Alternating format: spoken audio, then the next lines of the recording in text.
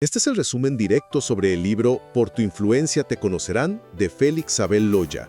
Es un salvavidas urgente para líderes religiosos al borde del colapso, revelando cómo la Iglesia adoptó un modelo corporativo tóxico que exige apariencias a costa del alma. Primero, hablemos del agotamiento y la famosa jaula dorada. O sea, los pastores construyen un personaje que demanda mantenimiento constante. Ya no saben estar solos y disfrazan su dependencia emocional de la congregación llamándola cobertura espiritual. A ver, ¿cuándo fue la última vez que pudiste estar en completo silencio sin tener que producir absolutamente nada para los demás? El ministerio hoy parece más una franquicia que un refugio espiritual. Segundo, mantener esa jaula requiere dinero, llevándonos a un tremendo estrés financiero oculto. Muchos líderes se despiertan a las 3 de la mañana por las deudas, no por la voz de Dios. Mantienen carrazos y casas grandísimas solo para apantallar. Peor tantito, el púlpito se vuelve un cajero automático emocional donde suavizan los sermones para no ofender a los grandes donantes. Es súper irónico que terminen confundiendo malas decisiones financieras con ataques espirituales, ¿verdad? Finalmente, toca el viaje de regreso a tu verdad. Para sanar hay que volver al desierto y adoptar un liderazgo cruciforme. Básicamente, ser un siervo con toalla, no un CEO con Biblia. Esto exige hacer una auditoría honesta separando gastos de necesidad contra personaje, tener pláticas súper vulnerables en casa y aventarte un ayuno de redes sociales de 30 días. Neta, el desierto no destruye al pastor, destruye al personaje. Si sientes que estás perdiendo a tu familia y tu paz por mantener el show, es hora de bajar del escenario, soltar la máscara y regresar a tu verdad. No hablo desde una herida, hablo desde una herencia. Muchos me han preguntado si mi padre fue malo conmigo, si me traumó, si mi manera de cuestionar ciertas estructuras religiosas nace de una herida contra él. Y quiero decirlo con toda claridad, no. Mi padre no fue mi herida. Mi padre fue uno de mis mayores maestros. Fue un hombre admirable, centrado, propio, sabio, un hombre que no necesitaba levantar la voz para tener autoridad, un pastor que amaba profundamente su vocación, maestro, evangelista, plantador de iglesias, discipulador de pastores y amante sincero de los estudios teológicos. En mi casa siempre hubo libros, siempre hubo preguntas, siempre hubo debates, siempre hubo pensamiento crítico. Yo no crecí en una casa donde la fe era una jaula. Crecí en una casa donde la fe se pensaba, se estudiaba, se discutía y se vivía. Mi padre no solo predicaba, mi padre formaba, no solo enseñaba doctrina, enseñaba carácter. Fui el primogénito de 7 hijos. Después de mí vinieron Esteban, Dulce, Osvaldo, Abraham, Tabita y Enoc. 7 hijos criados en mudanzas constantes, en iglesias que a veces nos recibían con amor y otras veces nos trataban como extensiones gratuitas del ministerio de mi padre. Y mira lo que sembró ese hombre. De los 7, yo me convertí en escritor y músico, Esteban en empresario, Dulce es esposa de pastor, Osvaldo es abogado, Abraham es pastor, Tabita es maestra, Enoc es pastor. 3 pastores, un abogado, un empresario, una maestra y un compositor salieron de la misma mesa donde mi padre enseñaba carácter antes que doctrina. Eso no es coincidencia, eso es fruto. Pero también vi cosas que me marcaron. Como primogénito de esa familia, fui el primero en ser testigo de momentos donde personas lo amenazaban, lo despreciaban o le hablaban con falta de respeto. Vi injusticias dentro del ministerio. Vi cómo algunos confundían autoridad espiritual con control. Vi cómo ciertos líderes, más enamorados del poder que de la vocación, trataban a hombres nobles como si su mansedumbre fuera debilidad. Y mi padre casi nunca se defendía como se defiende. Uno en la calle, él decía, todo se lo dejo a Dios. Dios se encargará. Y permanecía fiel. Permanecía sereno, permanecía inamovible, no porque fuera cobarde, no porque no supiera ver lo que pasaba, no porque no tuviera dignidad, sino porque tenía una forma de entender la vida, la fe y el ministerio que muchos hoy no comprenden. Él creía que no toda batalla merece que uno pierda el alma peleándola. Mi padre defendía a los vulnerables, amaba enseñar, amaba discipular, amaba plantar iglesias, y aún en sus últimos años, antes de retirarse, siguió trabajando secularmente para sostener su ministerio, mientras plantaba iglesia y daba clases de educación cristiana en la institución religiosa, a la que perteneció hasta que Dios lo llamó en 2023. Eso no se olvida. Yo vi el precio de su fidelidad, vi el peso silencioso de su entrega. Vi la dignidad de un hombre que pudo defenderse muchas veces, pero eligió confiar en Dios. Y lo digo con amor. A mí me dolió. Me dolió verlo callar cuando otros debieron honrarlo. Me dolió verlo permanecer donde otros se aprovecharon de su nobleza. Me dolió ver cómo algunos líderes podían hablar de Dios y al mismo tiempo tratar sin delicadeza a quienes habían entregado su vida al servicio. Pero mi dolor no se convirtió en odio. Se convirtió en discernimiento. No escribo contra mi padre. Escribo desde lo que aprendí viéndolo. No cuestiono la fe que él me enseñó, cuestiono los sistemas que a veces usan esa fe para silenciar a los buenos. No estoy atacando la iglesia, estoy llamando a la iglesia a recordar su alma, porque hay una diferencia enorme entre honrar autoridad y tolerar abuso. Hay una diferencia entre mansedumbre y sumisión enferma. Hay una diferencia entre dejarle algo a Dios y permitir que hombres sin carácter sigan lastimando en nombre de Dios. Mi padre me enseñó la fidelidad. La vida me enseñó que la fidelidad también necesita verdad. Mi padre me enseñó a permanecer. La madurez me enseñó que permanecer no significa callar toda injusticia. Mi padre me enseñó a confiar en Dios. La experiencia me enseñó que confiar en Dios no cancela la responsabilidad de hablar con integridad. Por eso hablo, no desde la rebeldía, no desde el resentimiento, no desde la necesidad de destruir. Hablo desde el amor, desde la memoria. Desde la admiración profunda por un hombre que sembró más de lo que muchos reconocieron. Mi voz no nace contra mi padre. Mi voz nace porque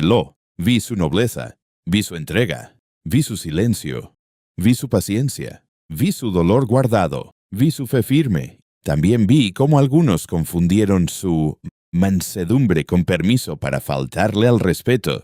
Por eso hoy digo, no todo. Liderazgo religioso representa el corazón de Dios. Hay líderes por vocación y hay líderes por control. Hay pastores que cuidan ovejas y hay hombres que usan ovejas para sostener su poder. Hay ministros que sirven desde el altar y hay otros que se esconden detrás del altar para no confrontar su propia sombra. Mi padre pertenecía a los primeros y tal vez por eso mi voz existe, porque heredé de él el amor por la verdad. Pero también heredé de la vida la necesidad de decirla con claridad. No busco manchar la memoria de nadie. Busco honrar la memoria de los hombres buenos que fueron usados, ignorados, silenciados o minimizados por estructuras que debieron protegerlos. Mi padre no me dejó trauma. Mi padre me dejó una brújula. Y aunque por años me dolió verlo no defenderse, hoy entiendo algo más profundo. Él sembró una clase de fuerza que no grita, una fuerza que no necesita espectáculo, una fuerza que no se vende al aplauso ni se arrodilla ante el poder. Pero yo también entiendo mi llamado. A él le tocó permanecer en silencio. A mí me toca hablar con amor. A él le tocó confiar en que Dios se encargaría. A mí me toca ser parte de una generación que se atreve a decir,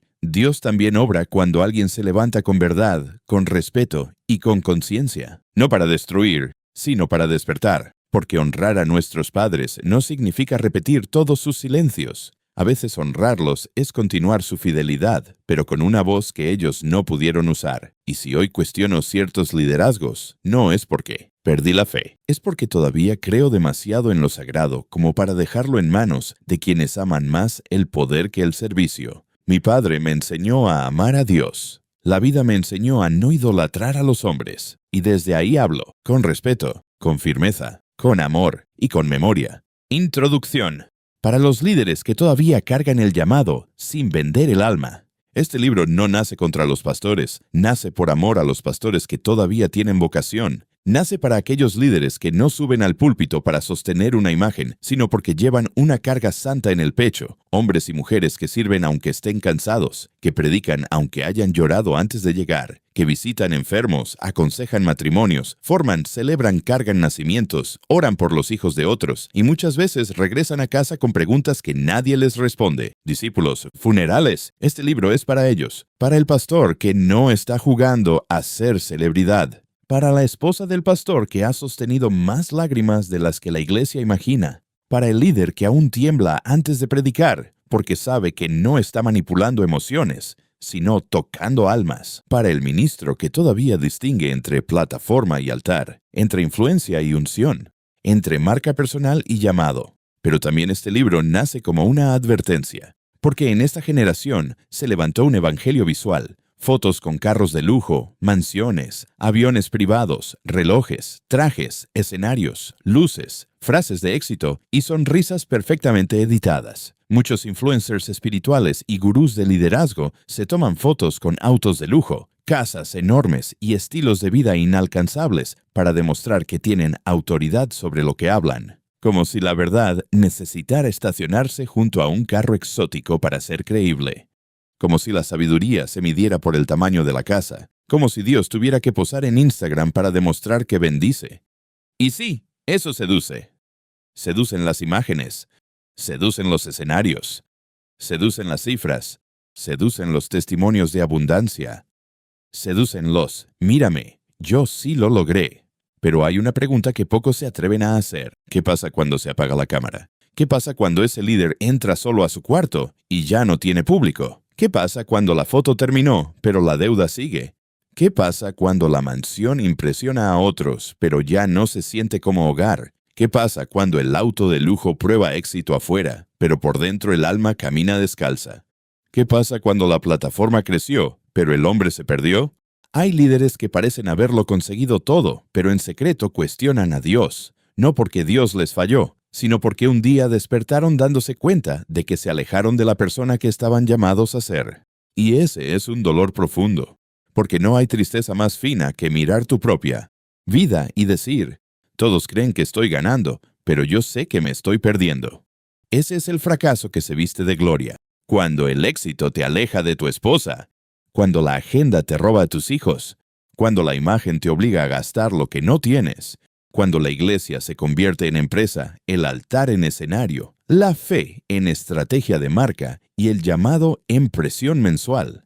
Entonces algo sagrado empieza a sangrar. No escribo estas páginas para humillar a nadie. Las escribo para despertar al que todavía puede volver, porque todavía hay pastores verdaderos, todavía hay líderes con lágrimas limpias, todavía hay hombres y mujeres que aman a Dios más que al aplauso. Todavía hay servidores que no buscan fama, sino fruto. Todavía hay ministros que no quieren ser vistos como grandes, solo quieren ser fieles. A ellos les digo, no estás loco por sentir cansancio, no estás débil por cuestionar el sistema, no estás fuera de la voluntad de Dios por desear una vida más simple, más honesta, más sana y más tuya. Quizá no estás perdiendo el llamado, quizá estás perdiendo el personaje. Y eso puede ser misericordia, porque Dios no necesita tu máscara, no necesita tu marca, no necesita tu auto de lujo prestado, tu foto editada, tu mansión financiada con ansiedad, ni tu sonrisa de líder invencible. Dios quiere tu verdad, quiere al hombre detrás del púlpito, al alma detrás del ministerio, al siervo detrás de la plataforma. Este libro es una invitación a regresar al llamado sin espectáculo, regresar al servicio sin esclavitud, regresar a la influencia sin manipulación, regresar a la prosperidad sin ostentación, regresar a la autoridad sin abuso, regresar a la fe sin personaje, porque el mundo ya tiene demasiados gurús vendiendo éxito. La iglesia necesita pastores que vuelvan a ser humanos delante de Dios. Y quizá el mayor acto de liderazgo hoy no sea crecer más, construir más o impresionar más. Quizá el mayor acto de liderazgo sea detenerse, mirar al cielo y decir, Señor, no quiero ganar el mundo ministerial y perder mi alma. Ahí empieza este libro. No desde la acusación, desde el amor. No desde la rebeldía, desde la conciencia. No desde la envidia del éxito ajeno. Desde la defensa de un llamado que todavía merece ser puro. Porque hay hombres que necesitan volver a su alma antes de volver al púlpito. Y hay pastores que no necesitan otra conferencia de liderazgo. Necesitan silencio. Necesitan verdad. Necesitan descanso. Necesitan bajar de la foto y regresar al altar. Parte prima. El espejo donde el pastor se reconoce sin que nadie lo señale. Capítulo 1. La deuda invisible. Cuando el ministerio se financia con ansiedad. Nadie te dijo que ser pastor iba a costarte la salud. Nadie te explicó que un día ibas a despertar a las 3 de la mañana, no por la voz de Dios, sino por la presión de las cuentas. Nadie te preparó para ese nudo en el estómago que aparece el día 28 de cada mes, cuando sabes que la ofrenda del domingo tiene que cubrir lo que la fe sola ya no alcanza. Pero ahí estás, con la Biblia en una mano y las facturas en la otra. Empezó poco a poco. Primero fue la casa, no era ostentosa, pero tenía que verse digna. porque un pastor no puede vivir en cualquier lugar. La gente habla, la gente juzga, la gente mide tu fe por tu dirección postal. Después vino el carro. No era un lujo, era una necesidad. Un pastor visita enfermos, va a funerales, corre a emergencias, necesita algo confiable, pero confiable se fue convirtiendo en presentable, y presentable se fue convirtiendo en una mensualidad que ahora pesa más que la gasolina. Después vinieron los viajes, las conferencias, los retiros de líderes, los congresos donde se espera que estés, que te vean, que participes, que inviertas en tu crecimiento ministerial. Nadie te preguntó si podías pagarlo. Solo te dijeron que un líder que no crece se estanca. Y tú no querías estancarte. Pero nadie te dijo que podías crecer sin endeudarte. Hoy vives con síntomas que no le cuentas a nadie. El insomnio, intercesión. La desvelo de irritabilidad la llamas celo por la obra. La fatiga la llamas el precio del ministerio. El dolor de espalda, la presión alta, la gastritis, el bruxismo nocturno. Todo eso lo metes debajo de la alfombra espiritual y le pones un versículo encima. Lo llamas casas demasiado grandes, carros demasiado caros, viajes demasiado frecuentes, imagen demasiado cuidada, expectativas demasiado altas, cuentas demasiado pesadas, y luego llamas ataque espiritual a lo que quizá es falta de sabiduría financiera. Esto no es un juicio. Es un espejo, porque yo también vi esta película. La vi en la mesa de mi casa cuando mi padre hacía cuentas después de cenar. La vi en sus ojos cuando el mes era más largo que el salario. La vi en las decisiones silenciosas que tomaba para que sus 7 hijos no sintieran la presión que él cargaba solo. Mi padre nunca vivió en lujo, pero vi cómo el sistema le exigía una apariencia que su bolsillo no podía sostener, y vi cómo otros pastores con menos vocación y más ambición vivían mejor porque habían aprendido a convertir el púlpito en fuente de ingresos. La pregunta no es si Dios quiere que vivas bien, por supuesto que sí. La pregunta es otra. ¿Quién está financiando tu estilo de vida, tu trabajo, tu sabiduría financiera y la provisión de Dios? ¿O la manipulación emocional de personas que confían en ti? Porque hay una diferencia entre un pastor que prospera con integridad y un pastor que necesita la ofrenda del domingo para respirar. El primero vive en paz, el segundo vive en esclavitud. Y la esclavitud siempre cobra factura, primero en el cuerpo, después en el matrimonio y al final en el alma. No todo demonio se reprende. Algunas deudas se reestructuran, algunos gastos se cortan, algunos estilos de vida se arrepienten. Si estás leyendo esto y sentiste un nudo en el pecho, no lo ignores. Ese nudo no es convicción religiosa, es tu cuerpo diciéndote lo que tu boca lleva años callando. Esto ya no es sostenible, y Dios nunca me pidió que lo fuera. Capítulo 2. Pastores que no saben estar solos, el vacío que se disfraza de cobertura. Hay una pregunta que ningún seminario hace y que ninguna conferencia de liderazgo toca. Pastor, ¿cuándo fue la última vez que estuviste solo? Verdaderamente solo, sin agenda, sin teléfono, sin rol, sin nadie que te necesitara. Y estuviste en paz. Si no puedes responder esa pregunta sin ansiedad, este capítulo es para ti. Un líder que no sabe estar solo se vuelve peligroso porque usará personas para anestesiar su vacío. No lo hará con maldad. Lo hará con ministerio, lo hará con discipulado, lo hará con actividad espiritual. Pero el resultado es el mismo. Personas que giran alrededor de una necesidad emocional que se disfraza de visión. Necesitará gente cerca, necesitará asistentes, necesitará admiradores, necesitará hijos espirituales, necesitará músicos, ujieres, servidores y discípulos girando alrededor de su necesidad emocional. Y llamará cobertura a lo que en realidad es dependencia. Yo lo vi en la iglesia, lo vi en pastores que no podían tomar una decisión sin consultar a 20 personas. No fueran humildes, sino porque necesitaban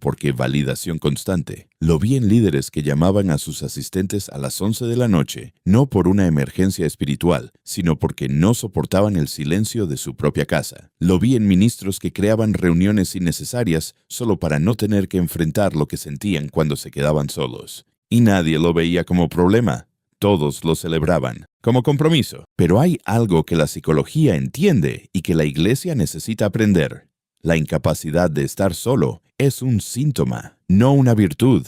Es síntoma de un vacío interior que no se ha llenado con Dios, sino con la percepción de ser necesitado. Y cuando tu identidad depende de que otros te necesiten, dejas de pastorear y empiezas a secuestrar emocionalmente. Jesús se apartaba. En medio del éxito más grande de su ministerio terrenal, después de alimentar a 5,000 personas, se fue solo al monte a orar. No delegó la oración, no envió un asistente, no organizó un retiro de líderes. Se fue solo, porque sabía algo que muchos pastores han olvidado. Si no puedes estar solo con tu Padre, no tienes nada genuino que darle a la multitud.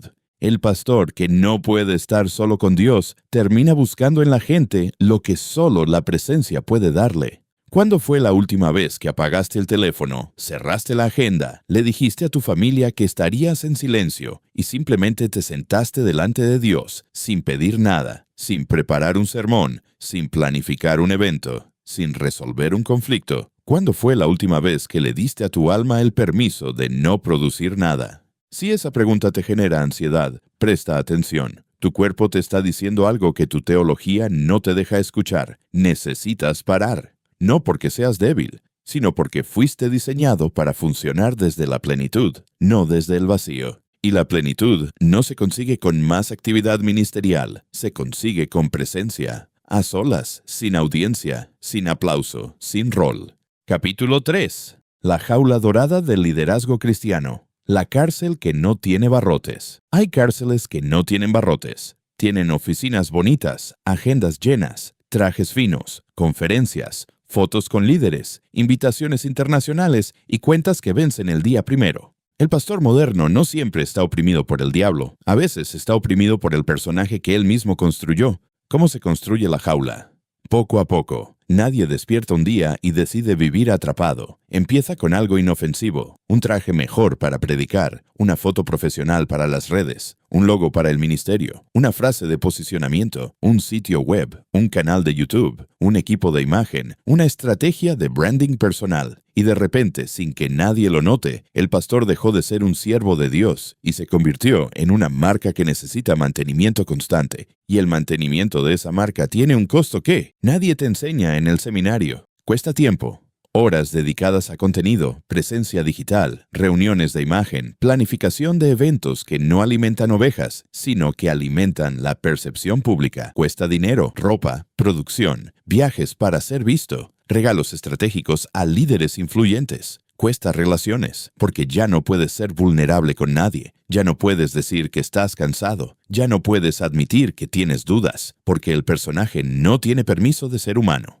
Y ese personaje necesita gasolina, más gente, más eventos, más ofrendas, más visibilidad, más influencia, más excelencia, más producción, más presencia. Lo peor de la jaula dorada es que se ve hermosa desde afuera. La gente mira al pastor y dice, ¡qué bendecido, qué ungido, qué influyente, qué crecimiento! Pero adentro de esa jaula hay un hombre que ya no sabe dónde termina el personaje y dónde empieza él. Un hombre que sonríe en público y se desmorona en privado. Un hombre que predica libertad mientras vive esclavo de una imagen que ya no puede soltar porque demasiada gente depende de que la mantenga. Mi padre nunca construyó una jaula dorada. No porque no pudiera, sino porque no quiso. Él eligió la sencillez, y el sistema lo castigó por eso, porque en muchas estructuras eclesiásticas, el pastor que no crece en visibilidad no avanza. El pastor que no se posiciona no tiene visión. El pastor que no expande su plataforma se estancó. Y así, el sistema premia la jaula y castiga la libertad. Pero aquí está la verdad, que nadie te dice cuándo te dan las llaves de la oficina pastoral. Puedes salir de la jaula, pero tienes que estar dispuesto a dejar las plumas doradas adentro, porque el alma no fue creada para vivir endeudada con una imagen. Parte 2. La verdad, lo que nadie quiere escuchar, pero todos necesitan saber. Capítulo 4. Liderazgo no es influencia. Liderazgo es fidelidad bajo examen. Una de las frases más repetidas del liderazgo moderno es: liderazgo es influencia. Suena fuerte, suena práctico, suena cierto, pero espiritualmente es incompleta, porque también influye el manipulador, también influye el narcisista, también influye el falso profeta, también influye el político corrupto, también influye el artista vacío, también influye el pastor que sabe mover emociones, pero no sabe rendir cuentas. La influencia no prueba madurez, la influencia solo prueba alcance. Jesús no dijo, por su influencia los conoceréis, dijo, por sus frutos. Y el fruto no se mide solamente en cuántos te siguen, sino en qué clase de persona te estás volviendo mientras te siguen. Capítulo 5. La trampa de los niveles. Subir en público mientras bajas en privado. Los modelos de liderazgo enseñan niveles, posición, permiso, producción, desarrollo, pináculo. Pueden ser útiles como mapa organizacional, pero dentro de la iglesia pueden convertirse en una escalera peligrosa cuando el alma inmadura los usa para sentirse superior. El reino no funciona como una pirámide de éxito, funciona como una mesa de servicio. Jesús no llevó a sus discípulos a un seminario de cómo llegar al pináculo. Les lavó los pies. El problema del liderazgo aspiracional es que muchos pastores no quieren lavar pies, quieren ser reconocidos como padres de generaciones, apóstoles de influencia, mentores de líderes, referentes de ciudad. Pero el alma sabe la verdad. Puedes estar en el nivel 5 de una teoría de liderazgo y en el nivel 0 de tu vida interior. Capítulo 6. El pastor ostentoso. Cuando la bendición se vuelve teatro. Hay una línea delgada entre vivir con dignidad y usar la prosperidad como disfraz. No todo pastor que vive bien está mal. No toda abundancia es pecado. No toda comodidad es vanidad. Pero cuando tu estilo de vida requiere que manipules la fe de la gente para sostenerlo, ya no es bendición.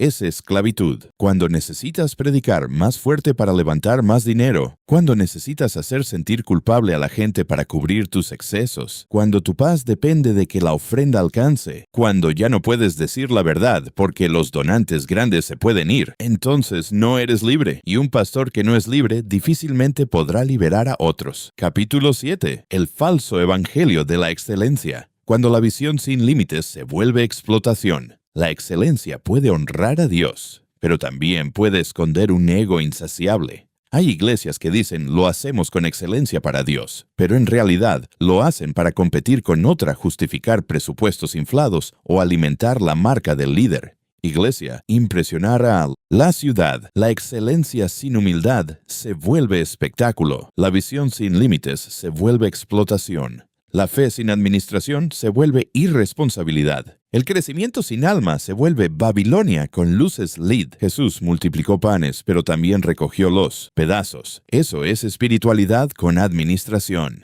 Capítulo 8. El pastor que necesita vender su alma para pagar su vida. El capítulo que nadie quiere leer.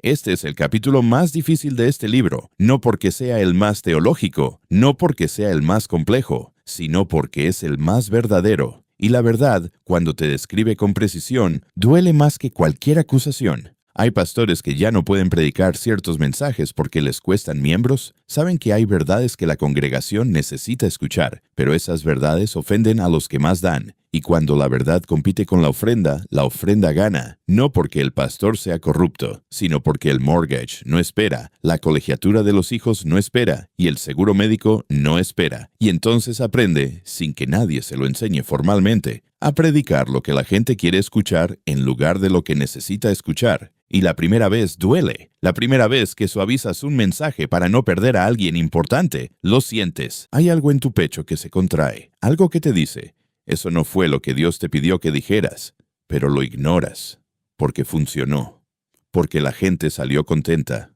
porque la ofrenda fue buena, porque nadie se fue, y la segunda vez duele menos, y la tercera ya ni la sientes. Así es como un pastor vende su alma sin darse cuenta, en cuotas. No es un evento dramático, no es un pacto oscuro, es una erosión silenciosa, mensaje por mensaje, sermón por sermón, domingo por domingo. Hasta que un día miras el púlpito y ya no reconoces lo que predicas, porque lo que sale de tu boca ya no es lo que Dios puso en tu corazón, es lo que el presupuesto necesita que digas. Ya no pueden corregir ciertas prácticas porque les cuestan donantes. Ya no pueden vivir sencillamente porque su familia ya se acostumbró al personaje. Ya no pueden descansar porque la maquinaria no se paga sola. Ya no pueden decir no, porque todo depende de mantener la apariencia de éxito. Y entonces el púlpito deja de ser altar. Se vuelve cajero automático emocional. Yo vi esto de cerca. Vi cómo el sistema de rotación pastoral en la institución donde creció mi familia trataba a los pastores como piezas de ajedrez. Los movían cada cierto tiempo, de ciudad en ciudad, de congregación en congregación,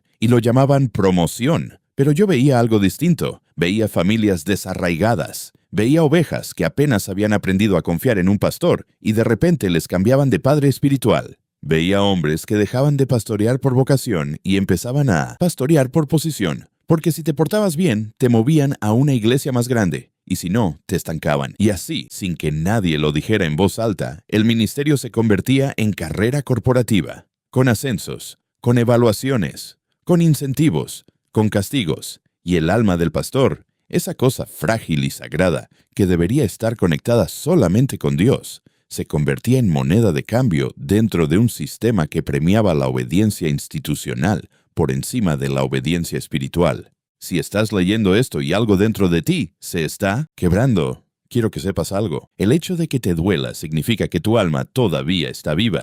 El pastor que ya no siente nada cuando suaviza la verdad por dinero, ese sí tiene un problema grave. Pero tú, el que lee esto con un nudo en la garganta, el que reconoce su propia historia en estas palabras, el que sabe que algo se torció en el camino, tú todavía puedes volver. Porque Dios no te llamó para que le vendieras tu alma al sistema, te llamó para que la pusieras en sus manos.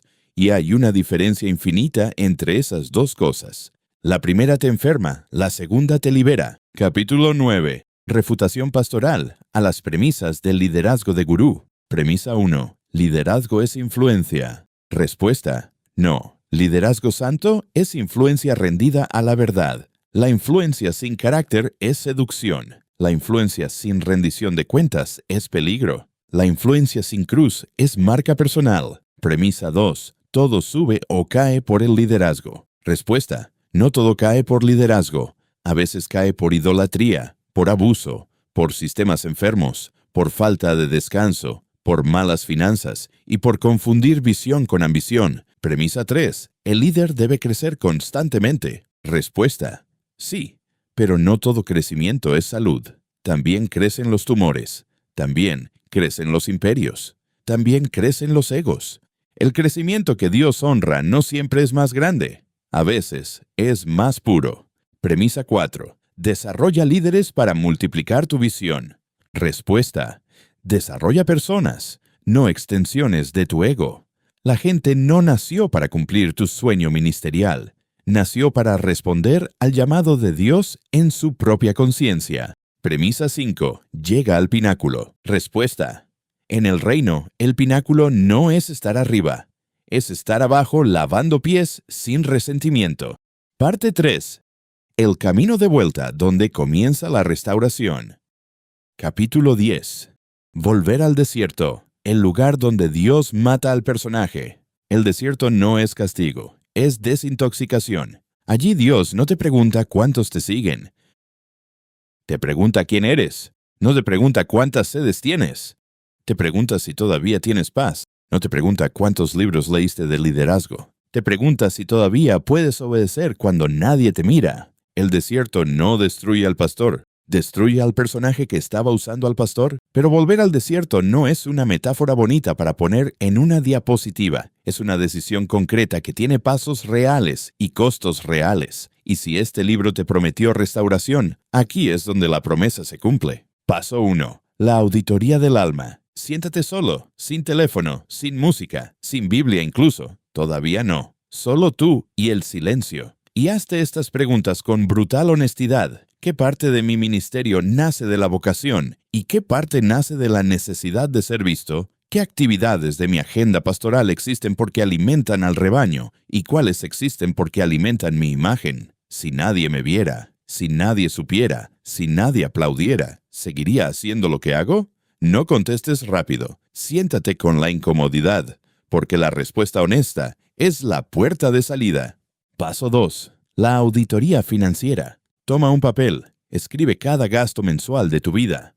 Todo, desde el mortgage hasta el café. Y al lado de cada uno, escribe una de 2 letras. N si es una necesidad real o P si existe para sostener el personaje. Sé honesto, nadie va a ver esa hoja. Y cuando termines, suma los gastos que llevan la letra P. Ese número es el costo mensual de tu jaula dorada. Eso es lo que te cuesta mantener una vida que quizá Dios nunca te pidió. Paso 3. La conversación que debes tener. Habla con tu esposa, no desde el púlpito interior donde le explicas las cosas, desde la vulnerabilidad. Dile: necesito que sepas que estoy cansado de una manera que no es normal, y necesito que me ayudes a ver qué de nuestra vida es real y qué es personaje. Si tu esposa es sabia, y la mayoría de las esposas de pastores lo son, porque han cargado en silencio más de lo que la iglesia imagina, ella ya lo sabe. Solo estaba esperando que tú lo dijeras primero. Paso 4. Busca ayuda fuera del sistema. No le pidas consejo al mismo sistema que te enfermó. Busca un consejero profesional, un coach, un terapeuta, un mentor que no tu permanencia. Alguien que pueda decirte la verdad sin miedo a perder posición. La mayoría de los pastores solo hablan con otros pastores, y otros pastores muchas veces están tan enfermos como tú, pero con mejor máscara. Necesitas una voz de afuera.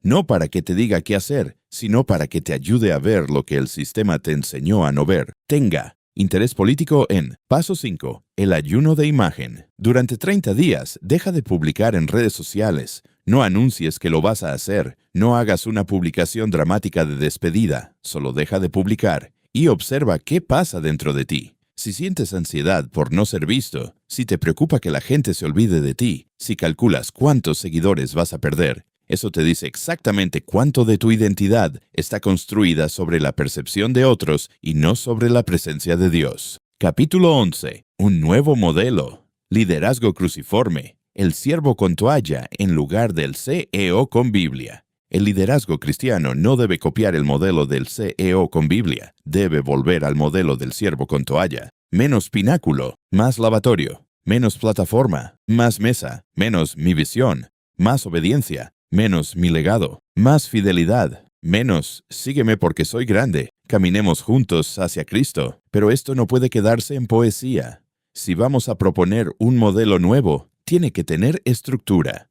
No la estructura de una corporación, sino la estructura que Jesús mismo modeló con 12 hombres durante 3 años. Y esa estructura tiene principios claros. Principio 1. Transparencia financiera total. El pastor que no puede mostrar sus finanzas a su congregación tiene algo que esconder. No estoy hablando de publicar tu estado de cuenta. Estoy hablando de vivir de una manera que no necesite explicaciones. Si tu estilo de vida genera preguntas, el problema no son las preguntas. El problema es el estilo de vida. Jesús no tenía dónde recostar la cabeza. No estoy diciendo que vivas así. Estoy diciendo que si la gente te ve vivir de una manera que no se explica con tu salario pastoral, estás predicando un mensaje con tu boca y otro con tu vida. Principio 2. Rendición de cuentas real, no la rendición de cuentas cosmética, donde un grupo de amigos pastores te pregunta cómo estás y tú dices, bien, gracias a Dios. Rendición de cuentas real significa tener personas en tu vida que tienen permiso de preguntarte lo que nadie se atreve. ¿Cómo está tu matrimonio de verdad? ¿Estás viendo cosas que no deberías ver? ¿Estás gastando dinero que no deberías gastar? ¿Estás diciendo la verdad desde el púlpito? ¿O estás editando el mensaje para proteger tu ingreso? Principio 3. Límites con el ministerio.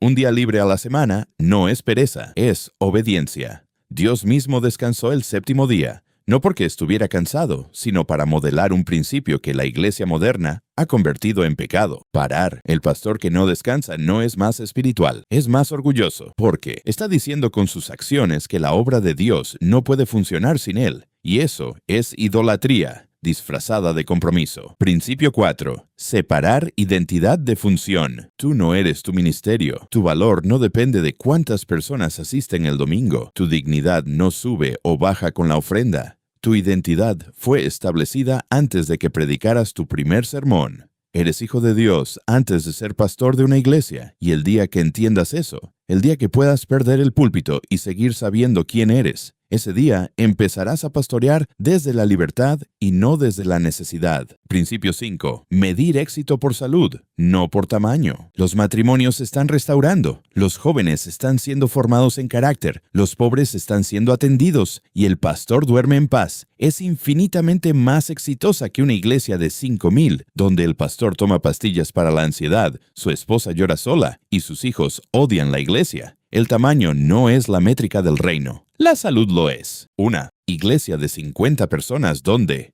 este es el modelo cruciforme. No es glamuroso, no sale en conferencias, no tiene hashtag, no vende boletos, pero produce algo que el modelo corporativo nunca podrá producir. Pastores sanos que pastorean ovejas sanas que producen comunidades sanas. Y eso, al final del camino, es lo único que Dios va a preguntar.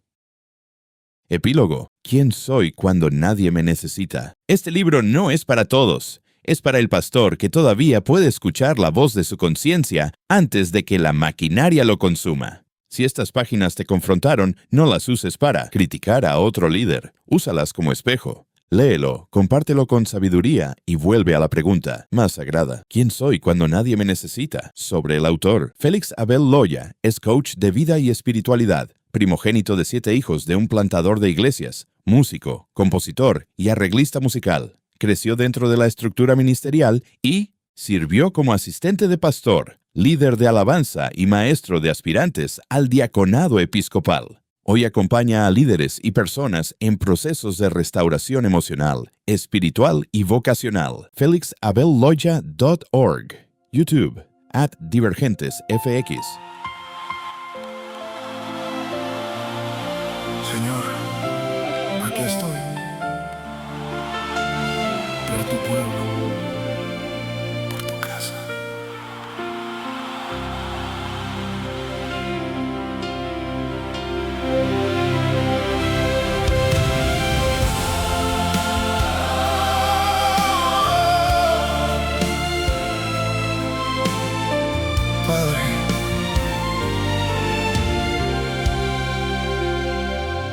Padre, cuida tu iglesia, sana lo que nadie ve, guía cada corazón, haz tu voluntad en mí, dame fuerza en lo secreto, dame lágrimas con fe, que mi voz no sea ruido, que sea fuego de tu bien.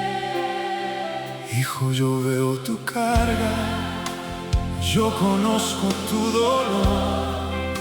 No te llamé para hundirte, te llamé por mi amor. Cuando no tengas palabras, yo las pongo en tu voz.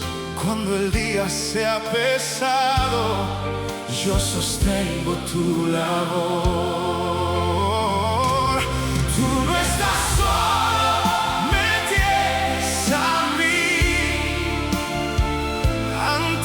Formarte, te dediqué. Nada te apartará de mi amor.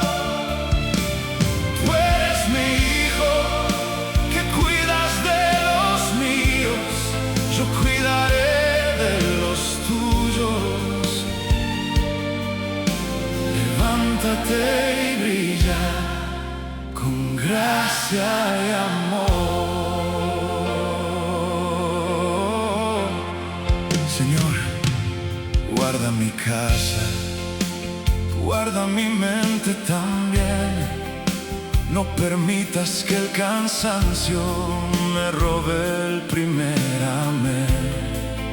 Hazme tierno con los rotos, hazme firme en tu verdad.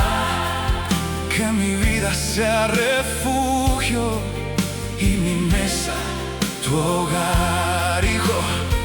Yo soy tu descanso, tu porción y tu pan. Si te entregas yo te lleno, si te rompes sano más. No te mide la plataforma, te sostiene mi bondad.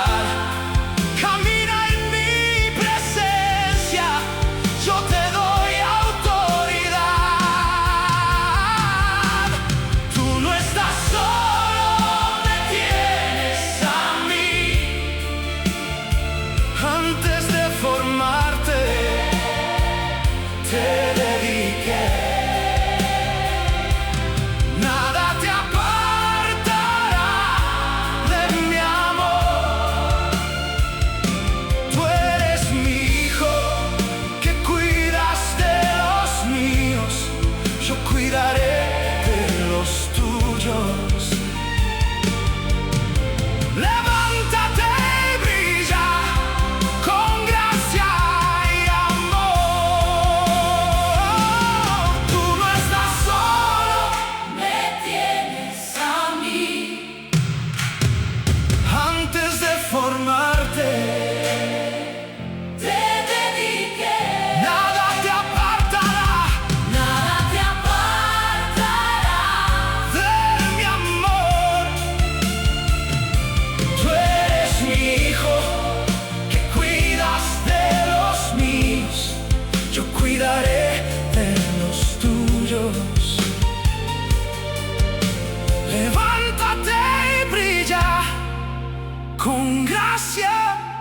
llamó.